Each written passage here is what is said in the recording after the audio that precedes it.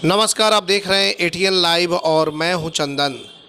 NDA की सीवान लोकसभा की उम्मीदवार विजय लक्ष्मी कुशवाहा का लगातार दौरा जारी है। बताते चले कि विजय लक्ष्मी कुशवाहा को भारी जन समर्थन लोगों का मिल रहा है।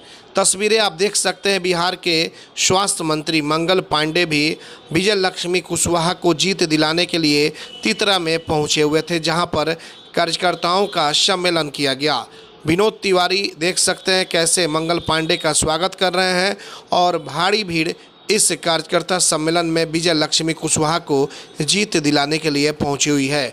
बताते चले कि इस मौके पर जब मीडिया कर्मियों ने मंगल पांडे से बातचीत की और कहा कि इस बार का सीवान का चुनाव कुछ अलग और ख़ास है, तो उन्होंने कहा कि बिल्कुल अलग और ख़ास रहता है, क्योंकि यहाँ पर बराबर महागठबंधन हारती है और फिर इस बार हारेगी। उन्होंने कहा कि विजय लक्ष्मी कुशवाहा के आगे कोई नहीं है टक्कर में और मोदी जी इस बार 400 के पार होंगे। नीतीश जी का विकास और मोदी जी जिस तरीके से काम कर रहे हैं, इन्हीं के कार्यों को देखते हुए लोग वोट करेंगे। एटीएन लाइव के लिए चंदन कुमार, सीवान। जी सर, बताया जा रहा है चुनाव की घोषणा के पश्चात एनडीए के कार्यकर्ता चुनाव की तैयारी में लग गए और पूरे राज्य में एनडीए के कार्यकर्ताओं का बैठक चल रहा है। चुनाव अभियान की शुरुआत सभी लोकसभा क्षेत्रों में हो गई है और उसी क्रम में सीवान लोकसभा के भी विभिन्न प्रखंडों के अंदर एनडीए के कार्यकर्ताओं का सामूहिक बैठक हो रहा है, जो बैठक पंचायतों से होते हुए बूथों तक होने वाला है। और इन बैठकों में एनडीए के कार्यकर्ता संकल्पित हो रहे हैं कि नरेंद्र मोदी जी, नीतीश कुमार जी के नेतृत्व में हम एनडीए के प्रत्याशी विजय लक्ष्मी कुशवाहा जी को जिताने का काम करेंगे। चिराग पासवान जी, उपेंद्र कुशवाहा जी, मांझी जी और पारस जी के हाथ को मजबूत करने का काम करेंगे और राज्य के अंदर संपूर्ण 40 लोकसभा क्षेत्रों में और सीवान में भी जिस प्रकार से जनमानस का सहयोग मिल रहा है, समर्थन और आशीर्वाद मिल रहा है, वो स्पष्ट संकेत दे रहा है कि एनडीए की प्रत्याशी की एक बड़ी जीत सीवान लोकसभा के अंदर जनता के आशीर्वाद से मिलने वाला है। और स्थिति ऐसी बन गई है कि संपूर्ण सारण प्रमंडल को देखें तो सारण प्रमंडल के 3 सीटों पर महागठबंधन को अभी तक प्रत्याशी भी नहीं मिल पा रहा है।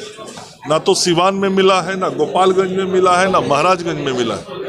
अभी भी वो लोग प्रत्याशी ढूंढो अभियान में लगे हुए हैं और स्थिति है कि कोई प्रत्याशी का टिकट लेने तक को तैयार नहीं, क्योंकि जन भावना जो है उसको राजनीतिक कार्यकर्ता चाहे किसी भी दल में हो वो समझ रहे हैं और सभी को मालूम है कि आम जन नरेंद्र मोदी जी को फिर से प्रधान सेवक बनाना चाहता है।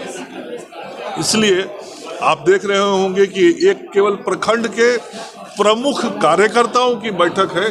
कितनी बड़ी संख्या में और कितने उत्साह के साथ यहाँ कार्यकर्ता इकट्ठा हैं, यही संकेत देता है कि लोगों का आशीर्वाद कैसे मिल रहा है और 4 जून को सीवान का परिणाम एनडीए के पक्ष में कितना मजबूती से आने वाला है।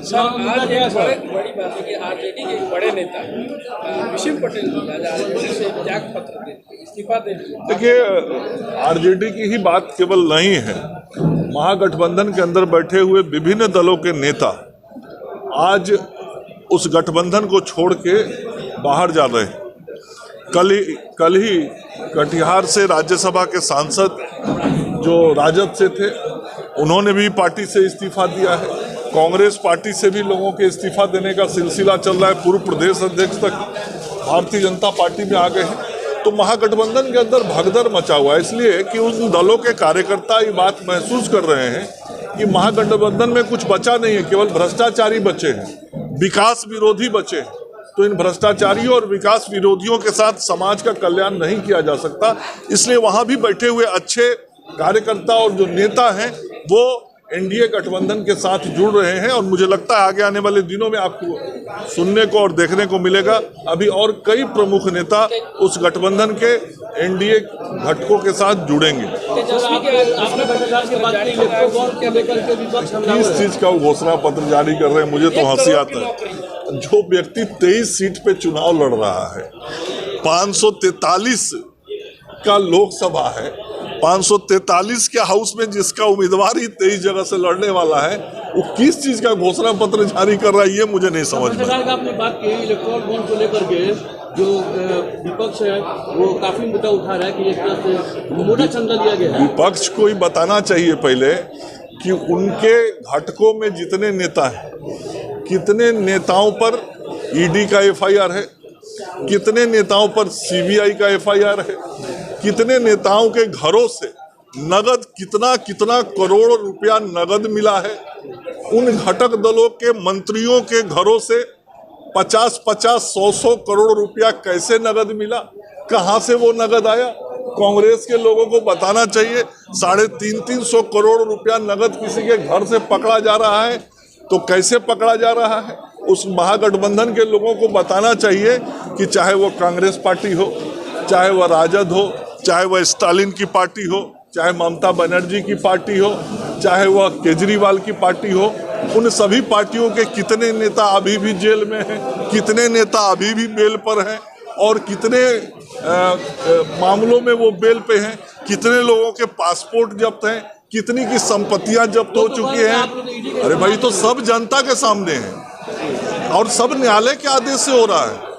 ये सरकारी एजेंसियां जो कई कार्रवाई जो कर रही है वह न्यायालयों के निर्देश पे हो रहा है और अंततः तो ये लोग न्यायालय में जा रहे हैं। केजरीवाल तो न्यायालय में, सभी न्यायालय में हुआ है।